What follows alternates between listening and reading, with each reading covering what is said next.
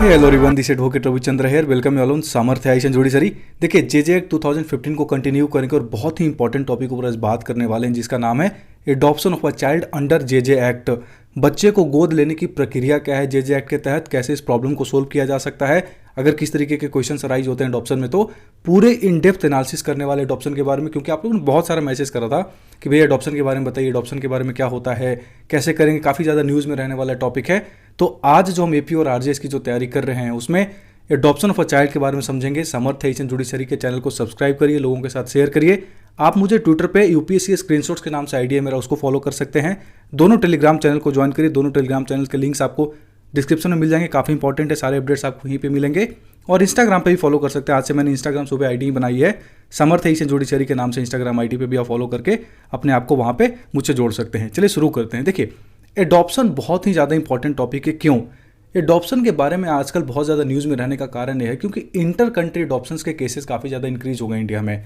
भारत से बाहर के जो लोग हैं वो आते हैं, एडॉप्ट करके बच्चों को लेके जाते हैं। इस वजह से एडॉप्शन का जो कॉन्सेप्ट है ना, ये बहुत ज़्यादा न्यूज़ में आ गया है। और 2022 के अमेंडमेंट के बाद तो बहुत ही ज़्यादा न्यूज़ में रहने वाला टॉपिक है। तो जेजे एक्ट में अगर आप चैप्टर 8 को देखोगे ना, उसमें एडॉप्शन के बारे में सेक्शन 56 में कहता है adoption shall be resorted to for ensuring what, right to family. सबसे पहले इस वर्ड को समझिए। जैसे आपके पास राइट टू फ्रीडम है ना, जैसे right to freedom of speech and expression है, वैसे ही राइट टू फैमिली का भी एक लीगल राइट दिया गया है। कैसे लोगों को? Orphan, abandoned and surrendered children as per the provisions of this act, the rules made there under and the adoption regulation framed by the authority. Section 56 clause subsection 1 कहता है, बहुत अच्छे तरीके से कहता है कि एडॉप्शन के तहत अगर आप राइट टू फैमिली की बात करते हो ना, तो राइट टू फैमिली इंश्योर करने के लिए हमने कुछ रूल्स बनाए और उसी रूल्स के अकॉर्डिंग हम एडॉप्शन कर सकते हैं। पर कैसे बच्चों को? जो ऑर्फन है, जो एबंडन्ड चाइल्ड है और जो सरेंडर्ड चाइल्ड है। तो सबसे पहले इन तीनों के डिफिनेशंस को समझिए। सेक्शन 2 सबसेक्शन 1 कहता है एबंडन्ड चाइल्ड का मतलब क्या होता है? वैसा child who are basically what, who is deserted by his biological और एडॉप्टिव पेरेंट्स और guardians who has been declared as abandoned by the committee after due inquiry। मैंने आपको प्रीवियस वीडियोज में पढ़ाया है कि CWC इंक्वायरी के बाद ये डिक्लेयर कर देती है कि ये बच्चा abandoned है क्योंकि इसके बायोलॉजिकल पेरेंट्स, जिससे वो बच्चा जन्म लिया है, those are what, biological parents, उन्होंने इसको डिजर्ट कर दिया, छोड़ दिया, या फिर एडॉप्टिव पेरेंट्स ने भी छोड़ दिया या गार्जियंस ने भी इसको क्या कर दिया है, छोड़ दिया। और हमने इसको क्या, हमने मतलब CWC ने इसको इंक्वायरी के बाद ये बता दिया है कि ये क्या है, कैसा बच्चा है, एबंडेंट चाइल्ड है, परित्यक्त चाइल्ड होता है, परित्यक्त बच्चा बोलते हैं उसको हिंदी में, ठीक है। सेक्शन 242 कहता है, सेक्शन 2 सबसेक्शन 42 कहता है ऑर्फन मतलब क्या होगा? ऑर्फन मतलब कि वैसा बच्चा who is without a biological और एडॉप्टिव पेरेंट्स और लीगल गार्जियन, जहां पे उसका कोई बायोलॉजिकल और एडॉप्टिव पेरेंट्स है ही नहीं या कोई लीगल गार्जियन ही नहीं है, दोनों के दोनों इस दुनिया से मान लो चले गए, या फिर बहुत ही इंक्वायरी के बाद हम पता ही नहीं कर पा रहे हैं कि वो हैं भी दुनिया में कि नहीं। तो मैंने एक सॉल्यूशन ये निकाला कि भैया वो उसके माँ बाप नहीं, हमने मान लिया, तो अगर हैं तो हम उसको बोलेंगे एबंडेंट चाइल्ड है, अगर उसके माँ बाप ने उसको छोड़ दिया। लेकिन यहाँ पे ऑर्फन है, मतलब उसके माँ बाप ही नहीं है, पेरेंट्स नहीं है, लीगल गार्जियन नहीं है, चाहे बायोलॉजिकल पेरेंट्स की बात करो या फिर एडॉप्टिव पेरेंट्स की बात करो। सेक्शन 2 सबसेक्शन 42 में कह रखा है, आगे कहता है whose legal guardian is not willing to take or capable of taking care of the child, जिसके जो लीगल गार्जियन कोर्ट ने अपॉइंट करा है वो इच्छा नहीं रखता है कि वो कैपेबल, या फिर वो कैपेबल नहीं है जो बच्चा है उसको रिस्पॉन्सिबिलिटी लेने में, तो उसको हम क्या बोलेंगे सेक्शन 242 के तहत ऑर्फन चाइल्ड। उसके अलावा एक और कॉन्सेप्ट है सेक्शन 260 के तहत कहता है सरेंडर्ड चाइल्ड। सरेंडर्ड कहने का मतलब हमने सरेंडर कर दिया, हमने अपने आप को उसके हवाले कर दिया या छोड़ दिया, मतलब मैंने जाकर के थाने में अपने आप को कह दिया भाई मैं सरेंडर कर रहा हूँ, रिलिंक्विश कर दिया। मैंने आपको रिलिंक्विशमेंट डीड पढ़ाई थी ड्राफ्टिंग प्लीडिंग में, जब आपको पढ़ाया था डीपीसी में। तो रिलिंक्विस्ड बाय द पेरेंट और गार्जियन टू द कमिटी, किसको छोड़ा है जाकर के? कमिटी को दिया है। जैसे मैं मान लो पेरेंट्स हूं, मैं और मेरी पत्नी जाकर के मेरे बच्चे को जाकर के कमिटी को देते हैं CWC को कि सर मैं इस बच्चे को आपको सरेंडर कर रहा हूं। कारण क्या है? फिजिकल कैपेसिटी नहीं है मेरे अंदर, या इमोशनल या सोशल फैक्टर्स की वजह से मैं इस बच्चे को अपने पास नहीं रख पा रहा हूं। तो कमिटी डिक्लेयर करने के बाद उसको क्या कर सकती है, अपने पास रखेगी, और वो ऐसे बच्चों को क्या बोलेंगे, सरेंडर्ड चाइल्ड। तो तीनों डिफरेंसेस आपको पता होने चाहिए। एडॉप्टिव पेरेंट्स नहीं है, हमने नहीं पता कि वो हैं या नहीं, ऑर्फन बोलेंगे। छोड़ दिया है, एबंडेंट बोलेंगे, या फिर उसने जाकर के कमिटी को ही दे दिया due to this criterias, physical, emotional, social factors, तो हम क्या बोलेंगे, सरेंडर्ड चाइल्ड। चमका? तो ऐसे बच्चों की राइट टू फैमिली का जो लीगल राइट है ना, इसको इंश्योर करने के लिए सेक्शन 56 सबसेक्शन 1 के तहत कॉन्सेप्ट दिया हुआ है, दैट इज व्हाट? एडॉप्शन। चमका? आगे कहता है सेक्शन 56 सबसेक्शन 2 कहता है adoption of a child from a relative by another relative irrespective of their religion caste be made as per the provisions of this act and adoptions regulations framed by the authority. आगे कहता है कि अगर एक relative के द्वारा किसी दूसरे रिलेटिव का बच्चा अडॉप्ट किया जा रहा है तो चाहे किसी भी धर्म की जाति का हो, जो रूल्स हमने बना दिए हैं वही रूल्स के अकॉर्डिंग होगा। अब आप मुझे बताओ सेक्शन 56 में क्या कोई स्पेसिफिक कास्ट की बात कर रहा है, कोई रिलीजन की बात कर रहा है? जैसे Hindu adoption and maintenance act बात करता है, Hindu adoption and maintenance act में तो बच्चा Hindu, parents Hindu, adaptive parents Hindu, biological parents Hindu, सब होने चाहिए। बट जेजे एक्ट में एक चीज कहता है कि 18 साल से नीचे के एक तो बच्चे को हम क्या बोलते हैं? Child, as per section 212। तो वैसे बच्चे जो 18 साल से नीचे हैं, चाहे किसी भी जाति के हों, किसी भी धर्म के हों, किसी भी जेंडर के हों, उनका एडॉप्शन का सिस्टम क्या होगा? As per the rules made by the JJ act 2015। समझे? वही बात कहता है सेक्शन 56 सबसेक्शन 2 में रिलेटिव की बात करें। अब रिलेटिव क्या होगा उसकी डेफिनेशन को समझिए। सेक्शन 2 सबसेक्शन 52 में कहता है relative in relation to a child for the purpose of adoption under this act means a paternal uncle और अंट, अ मैटरनल अंकल और अंट, और पैटर्नल ग्रैंड पेरेंट और मैटरनल ग्रैंड पेरेंट। कौन कौन हो सकते हैं? पैटर्नल पापा की तरफ से मम्मी या चाची को देख लो, या फिर चाचा चाची जिसको बोलते हो, माँ की तरफ से देख लो आप अंकल आंटी जो होते हैं, या फिर पेरेंटल ग्रैंड पेरेंट या मैटरनल ग्रैंड पेरेंट दादा दादी हो सकते हैं, या नाना नानी जिसको बोलते हो। ये बातें रिलेटिव के अंदर आती हैं। आगे देखिए, इस चीज को याद रखिएगा जो मैंने आपको हाईलाइट कर रखा है ब्लू कलर में, that these are most important section. जो सेक्शन 2 में मैंने आपको डेफिनेशन के समय बोला था कि मैं साथ साथ पढ़ाते चलूंगा। आगे देखो, आगे कहता है nothing in this act shall apply to the adoption of children made under the provisions of HAMA. HAMA के तहत जो एडॉप्शन का कॉन्सेप्ट दिया हुआ है ना, वो वहां बिल्कुल एप्लीकेबल अपनी जगह, इसका कॉन्सेप्ट वहां पे एप्लीकेबल नहीं होगा। सेक्शन 56 सबसेक्शन 4 कहता है, बहुत इंपॉर्टेंट है, all inter country adoptions shall be done as per the provisions of the JJ act. Clear cut शब्दों में कहता है, आपसे पूछा जाएगा एग्जाम में, एमसीक्यू जो मैं भी आपको कराऊंगा, किस पर्टिकुलर सेक्शन में कह रखा है कि इंटर कंट्री एडॉप्शंस जेजे एक्ट के अकॉर्डिंग होगा। सेक्शन 56 सबसेक्शन 4 कभी भूलना मत। सीधे सीधे कहता है कि इंटर कंट्री एडॉप्शंस जेजे एक्ट के प्रोविजंस के अकॉर्डिंग ही होगा। इंटर कंट्री मतलब देश के बाहर, मान लो कोई इंडिया के बाहर को देश से कोई आ रहा है, जैसे श्रीलंका से कोई आ रहा है अडॉप्ट करने के लिए, तो हम क्या बोलेंगे? Inter country. इंट्रा कंट्री मतलब देश के अंदर। ठीक है। सेक्शन 56 सबसेक्शन 5 कहता है any person who takes or send a child to a foreign country or takes part in any arrangement for transferring the care and custody of a child to another person in a foreign country without a valid order from the DM shall be punishable as per the provisions of the section 80। क्या कहता है? बिना district magistrate का definition मैंने आपको पढ़ा रखा है, बिना डिस्ट्रिक्ट मजिस्ट्रेट के वैलिड ऑर्डर के अगर कोई केयर या कस्टडी के लिए किसी बच्चे को दूसरे देश से ला रहा है या भेज रहा है तो सेक्शन 80 के प्रोविजंस के अकॉर्डिंग उसको पनिश कर सकते हैं। ये 2022 में ना बहुत बड़ा अमेंडमेंट हुआ था, बेसिकली 2021 में हुआ था। इस लाइन को याद रखिएगा, substituted bye act number 23 of 2021। ये पूछेंगे आपके पेपर में, एपीओ में, आरजेएस में, क्योंकि उसके बाद ही हो रहा है, 2021 के बाद ही पेपर हो रहा है।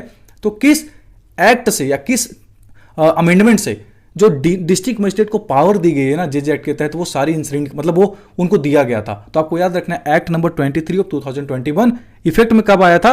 1 सितंबर 2022 से। डिस्ट्रिक्ट मजिस्ट्रेट के पहले कौन अथॉरिटी होती थी? कोर्ट। लेकिन कोर्ट को हटाकर हमने किसको कर दिया? डिस्ट्रिक्ट मजिस्ट्रेट को। और इसके वजह से ये सबसे ज्यादा न्यूज में रहा कि क्या डिस्ट्रिक्ट मजिस्ट्रेट को इतना ज्यादा पावर देना उचित है? एडॉप्शन का पावर के लिए डिस्ट्रिक्ट मजिस्ट्रेट को क्यों देंगे? वैसे ट्रांसजेंडर के लिए हमने कह रखा कि it is what district magistrate who will decide कि आप ट्रांसजेंडर हो या नहीं हो, आप उनको जाके बताओ। तो ये सारी चीजें डिस्ट्रिक्ट मजिस्ट्रेट के पावर्स को लेकर के बहुत ज्यादा न्यूज में रहती हैं। तो आपको याद रखना है एक्ट नंबर 23 ऑफ 2021, भूलना नहीं, पेपर में पूछेंगे। आगे देखो, सेक्शन 57 कहता है eligibility of prospective adoptive parents. Prospective मतलब जो बनने वाले हैं एडॉप्टिव पेरेंट्स, उनकी एलिजिबिलिटी क्या होगी? कहता है the prospective adoptive parents shall be physically fit, भाई इतने तो फिट हो कि आप बच्चे की रिस्पॉन्सिबिलिटी ले सको, financially sound, mentally alert and highly motivated to adopt a child for providing a good upbringing to him. कई सारे लोग ना, जैसे मैं भी कई बार बात करता हूं तो लोग कहते हैं चलो यार कोई नहीं, बच्चा नहीं करेंगे तो अडॉप्ट कर लेंगे। यार इतना आसान चीज नहीं है adoption. It's a very very huge responsibility. अपने बच्चे से ज्यादा किसी और के बच्चे को ये मान कर कि वो मेरा बेटा है या मेरी बेटी है, उसको अडॉप्ट करके जिंदगी भर वो सारा इज्जत, वो सारा प्यार देना बहुत बड़ी बात होती है। तो एडॉप्शन के लिए सारी चीजें देखेंगे कि क्या आप फाइनेंशियली साउंड हो, फिजिकली फिट हो, या मेंटली अलर्ट हो, या फिर हाईली मोटिवेटेड हो कि नहीं बच्चा को सब दिन अडॉप्ट करके रखने के लिए। आगे, in case of a couple the consent of both the spouses for the adoption shall be mandatory. A single or divorced person can also adopt subject to fulfillment of the criteria and in accordance with the provisions of the adoption regulation authority framed by the authority। मतलब अगर आप couple हो तो आप दोनों की सहमति चाहिए, सिंगल हो या डिवोर्स्ड हो तो जो भी रूल्स हमने बना रखे हैं उसके अकॉर्डिंग आपको करना पड़ेगा। तो क्या सिंगल अडॉप्टिव पेरेंट्स सिंगल और डाइवोर्स पेरेंट अडॉप्ट कर सकते हैं? बिल्कुल कर सकते हैं। क्या कपल अडॉप्ट कर सकते हैं? बिल्कुल कर सकते हैं। Single male is not eligible to adopt a girl child, साफ साफ लिखा होगा। अगर आपने HA में पढ़ा होगा, Hindu adoption and maintenance act, उसमें कहता है कि 21 साल होनी चाहिए एज डिफरेंस। चाहे आप लड़का हो, लड़की अडॉप्ट कर रहे हो, या लड़की हो या लड़का अडॉप्ट कर रहे हो, there has to be 21 years gap. 21 ही है ना शायद, if I am not wrong. यहां पे कहता है single male is not eligible to adopt a girl child. आप सिंगल मेल अडॉप्ट ही नहीं कर सकते, एज डिफरेंस तो हटा दो, कर ही नहीं सकते आप। Any other criteria that may be specified in the adoption regulation. तो सेक्शन 56 में एलिजिबिलिटी दे रखा है, जो मैंने आपको बताया, याद रखना है। सेक्शन 58 समझिए, procedure for adoption by Indian prospective adoptive parents living in India. वैसे पेरेंट्स जो इंडियन है और इंडिया में ही रहते हैं और वो अडॉप्ट करना चाहते हैं, तो उसका प्रोसीजर क्या होगा जो आप और हम करने वाले हो। जैसे मान लो आप अडॉप्ट करना चाहते हो कोई बच्चा, तो 57 में एलिजिबिलिटी देख लिया, प्रोसीजर क्या होगा 58 में कह रहा है, क्योंकि आप इंडिया में रहते हो और आप इंडियन हो और आप इंडियन प्रोस्पेक्टिव एडॉप्टिव पेरेंट्स हो जाओगे ना, क्योंकि आप बच्चा इंडिया में अडॉप्ट करने वाले हो। इसका प्रोसीजर सेक्शन 58 में कहता है, जो भी Indian prospective parents living in India हैं, इरेस्पेक्टिव ऑफ देयर रिलीजन, चाहे किसी भी धर्म के हो, if interested to adopt an orphan और अबंडेंट और सरेंडर्ड चाइल्ड, वो अप्लाई कर सकता है स्पेशलाइज्ड एडॉप्शन एजेंसी जो स्टेट गवर्नमेंट हर स्टेट में बनाती है, हर डिस्ट्रिक्ट में आपको मिल जाएगा। जो भी एडॉप्शन रेगुलेशन अथॉरिटी है उसको आपको जाकर क्या करना पड़ेगा, अप्लाई करना पड़ेगा। आगे कहता है ये जो SAA होगा, स्पेशलाइज्ड एडॉप्शन एजेंसी, वो होम स्टडी करेगा, आपके बारे में पढ़ेगा, आपके साथ आपका बैकग्राउंड चेक करेगा, एक तरीके से पुलिस वेरिफिकेशन जैसे होता है ना वैसे करेगा आकर के। और जब आप देख लेगा कि आप वो एलिजिबल हो, आप रख सकते हो बच्चों को, तो चाइल्ड को रेफर कर देगा एडॉप्शन के लिए लीगली फ्री कि हाँ बच्चा आप, हाँ भैया आप उसको क्या कर सकते अडॉप्ट कर सकते हो, along with the child study report and medical report framed by the child in the manner as provided by the authority. ठीक है, दोनों की, आपकी भी हो गई, बच्चे की भी हो गई, दोनों को देखने के बाद हमने क्या कह दिया भाई वो लीगली फ्री है अडॉप्ट करने के लिए। आगे, ऐसा ही जब acceptance of the child from the prospective adoptive parents कि हाँ भाई मैं अडॉप्ट करना चाहता हूं, उसके बाद उसको कुछ टाइम के लिए, बच्चे को डायरेक्ट अडॉप्ट करने के लिए नहीं भेजा, हाँ भाई आ गए सब कुछ, सब्जी नहीं हो रहा है कि भाई 2 रुपए दिए सब्जी खरीद ली, no, this is not a vegetable market. आप उसको गए, आपने अपनी सारी बातें बताई, they will take the time, भाई वो चेक करेंगे आपके बारे में, पढ़ेंगे आपका कोई क्रिमिनल बैकग्राउंड है नहीं, वो अपनी चीजें पे जो भी वो चेक करेंगे, उसके बाद उस बच्चे को समझाएंगे कि देखो तुम्हें अडॉप्ट किया जा रहा है, तो उसको कुछ टाइम के लिए प्री एडॉप्शन फॉस्टर केयर में भेजा जाता है। एक सेंटर होता है जहां पे कि उसको तैयार किया जाता है कि वो अपनी फैमिली के साथ, नई फैमिली के साथ कैसे रहने वाला है, that is pre adoption foster care unit. और एप्लीकेशन डिस्ट्रिक्ट मजिस्ट्रेट के सामने फाइल कर देगी ये, उसके बाद डिस्ट्रिक्ट मजिस्ट्रेट के पास पावर है कि वो ऑथोराइज कर देगा कि आप लेके जा सकते हो इसको।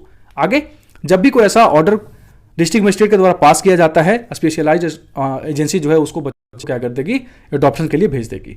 The progress and wellbeing of the child check किया जाएगा in the adoptive family shall be followed up by the rules made by the authority. ऐसा नहीं कि कल को आप एडॉप्टिव पेरेंट्स, लेकिन पावर याद रखना है डिस्ट्रिक्ट मजिस्ट्रेट के पास ही पावर है, भी याद रखना, it's very important to understand. District magistrate, मैं आपको एक शॉर्ट में रील में पढ़ा दूंगा, सिंपली मैं कहूं डिस्ट्रिक्ट मजिस्ट्रेट के पास पूरा का पूरा पावर है as per the amendment of act number 23 of 2021, पहले कोर्ट के पास था। तो कहता है कि वो फॉलो अप देखेंगे, ऐसा नहीं कि कल को तुम बच्चे लेके चले गए, परसों से हम भूल गए कि हमारे सेंटर में कोई बच्चा भी था, नहीं, देखेंगे वो समय समय पे कभी भी विजिट करने आ जाते हैं, जैसे लोन देते हैं ना तो लोन वाले आ जाते हैं विजिट करने, वैसे ही ये भी है। ठीक है, तो वो चेक करने आएंगे कि आप क्या बच्चे को रख पा रहे हो सही से कि नहीं रख पा रहे हो, तो वो सारी चीजें क्या करेंगे, चेक करेंगे आकर के। ठीक है, आगे देखो आगे क्या कहता है। सेक्शन 59 कहता है procedure for inter country adoption of an orphan और abandoned or surrender child. Inter country adoption की हम बात करें तो क्या होगा, if an orphan, abandoned or surrender child could not be placed with an Indian or non resident Indian prospective adoptive parent despite the joint effort of the SAA and a state agency within 60 days from the date of the child declared legally free for adoption, such child shall be free for inter country adoption। इस बात को समझिए, मैंने क्या देखा कि एक बच्चा है, उसको मैं मतलब मान लो मैं बात करूं स्पेशलाइज्ड एजेंसी हूं मैं, ठीक है, एडॉप्शन एजेंसी, मैंने देखा कि एक बच्चे को कोई अडॉप्ट नहीं कर रहा, तो हमने उसको बोल दिया कि this child is legally eligible for adoption. उसके बाद भी 60 दिनों तक किसी भी इंडियन पेरेंट्स ने अडॉप्ट नहीं करा या किसी एनआरआई ने अडॉप्ट नहीं किया, अब एनआरआई का डेफिनेशन अभी मैं पढ़ाऊंगा आके, तो फिर हम उसको क्या बोलेंगे कि हम बोल देंगे कि ये बच्चा जो है this is eligible for inter.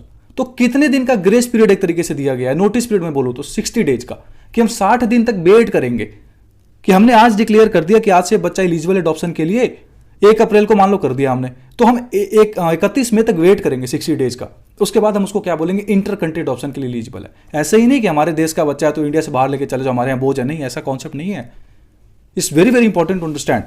तो हमने क्या करा कि हमने वेट करा कि वो इंटर कंट्री एडॉप्शन के लिए 60 डेज का हमने टाइम दिया कि भाई 60 डेज के अंदर कोई अडॉप्ट कर लेता है तो ठीक है इंडिया में, अदरवाइज इसको हम इंटर कंट्री के लिए फिर एलिजिबल बोल देंगे। Provided that children with physical and mental disability, siblings and children above 5 years of age may be given preference over the children of other for what inter-country adoption in accordance with the rules। जो बच्चा physically या mentally disable है, siblings है, मान लो किसी का भाई लेके चले गए थे आप, तो उसकी बहन को भी आप लेके जाओ ना अगर ऐसा कुछ है तो, या चिल्ड्रन ओवर 5 ईयर्स, 5 साल से ऊपर का कोई बच्चा है तो उसको हम ज़्यादा प्रेफर करेंगे, कर सकते हैं, इट्स नॉट मैंडेटरी कि उसी को ना प्रेफर कर सकते हैं। आगे, N eligible NRI or overseas Indian और persons of Indian origin shall be given priority in inter country adoption of Indian children. इस बात को याद रखिएगा, सेक्शन 59 सबसेक्शन 2 बहुत अच्छे तरीके से कहता है कि जो एनआरआई एलिजिबल होंगे और जो ओवरसीज सिटीजन ऑफ इंडिया है या फिर पर्सन्स ऑफ इंडियन ऑरिजिन है, उनको प्रायोरिटी ज़्यादा देंगे। आपने देखा है कई सारे प्लेयर्स हैं, जैसे शिव नारायण चंद्र पॉल अभी खेलता है, निकोलस पूरन, फिर उसके अलावा कई सारे आपको प्लेयर मिल जाएंगे, Samuel Badri, Sunil Narayan, West Indies के प्लेयर्स में, ठीक है। ये सब कौन है? ये सब एक समय में इधर ही थे, इंडियंस ही थे। इनके दादा परदादा को ब्रिटिशर्स वगैरह या फिर जो भी थे उनको लेकर स्लेवरी वगैरह के लिए लेके चले गए थे। वो याद है, ट्रायंगल सिस्टम था, इंडिया से अफ्रीका, अफ्रीका से फिर West Indies, India east Indies था, वो लोग वेस्ट इंडीज, तो वो लोग क्या हो गए एक तरीके से। या फिर आपको याद होगा, आप सूरीनाम करके एक देश है, मॉरिशस है, या फिर वहाँ पे आपको बहुत सारे Indians of persons of Indian origin मिले, फिजी देखो। तो कुछ ऐसे ऐसे देश हैं जहाँ पे इंडियन ऑरिजिन के लोग ही हैं अभी भी, मतलब उनका अगर एंसेस्ट्रल देखा जाए तो इंडिया ही था, ठीक है। एक संतोखी करके सूरीनाम के प्राइम मिनिस्टर या प्रेसिडेंट है, वो तो ऑलरेडी इंडिया ही थे, वो उनका तो भोजपुरी बोलते हैं आकर के, तो वैसे लोगों को क्या बोलते हैं, पर्सन्स ऑफ इंडियन ऑरिजिन। खैर डेफिनेशन हम देखेंगे यहाँ पे। सेक्शन 2 सबसेक्शन 38 एनआरआई का डेफिनेशन देता है, वैसा person who holds an Indian passport and is presently residing abroad for more than 1 year. मान लो मैं इंडियन हूँ, मेरे पास इंडियन पासपोर्ट और मैं 1 साल से अमेरिका में रह रहा हूँ, क्यों, मैं वहाँ जॉब करूँ, मैं पढ़ाई करूँ, तो मैं एनआरआई हो गया। सेक्शन 243 में कहता है ओवरसीज सिटीजन ऑफ इंडिया, जो सिटीजनशिप एक्ट के तहत डिफाइन किया हुआ है। आगे सेक्शन 244 में कहता है पर्सन्स ऑफ इंडियन ऑरिजिन कौन होगा, वैसा पर्सन जिसका कोई भी लीनियल एंसेस्टर इंडियन नेशनल का था and who is presently holding a person of Indian origin card issued by the central government. आपसे ये पूछा जाएगा कि पीआईओ कार्ड कौन डिक्लेयर करता है, सेंट्रल गवर्नमेंट। ये overseas citizenship of India card कौन इशू करता है, क्या नाम है, सेंट्रल गवर्नमेंट, भारत सरकार, ठीक है। तो कुछ डेफिनेशन आपको पता होने चाहिए, वेरी इंपॉर्टेंट। आगे कहता है NRI or overseas citizen of India, persons of Indian origin or foreigner who are prospective adoptive parents living abroad irrespective of their religion if interested to adopt an orphan, abandoned or surrendered child from India, वो apply कर सकता है। किसको apply करेगा? Adoption agency को, जो foreign में भी अलाउड है, हमने मान लो अपने देश के कुछ एजेंसीज बाहर खोल रखे हैं किसी किसी देशों में, आप वहाँ अप्लाई करो, या फिर सेंट्रल अथॉरिटी को या कंसर्न गवर्नमेंट डिपार्टमेंट को in their country of habitual residence as the case may be in the manner as provided in the adoption regulation framed by the authority. आगे कहता है the authorised foreign adoption agency or central authority of the concern वो सारी reports check करेगी, आपके family का background क्या, बच्चे की एलिजिबिलिटी देखेगी, क्या उसके साथ रह पाएगा कि नहीं रह पाएगा। एक कॉन्सेप्ट पढ़ा है आपने, इन्वायरमेंटल इंपैक्ट असेसमेंट।